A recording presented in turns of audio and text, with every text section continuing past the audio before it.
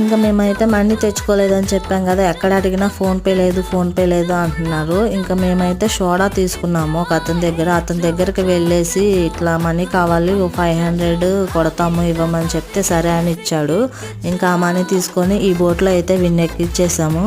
ఇంకా వీడికైతే తిప్పడం రావట్లేదు, వీడికంటే చిన్న బాబు చక్కగా తిప్పుకుంటూ భలే ఎంజాయ్ చేస్తున్నాడు. వీడికి అంతా షైయే మా వాడికి.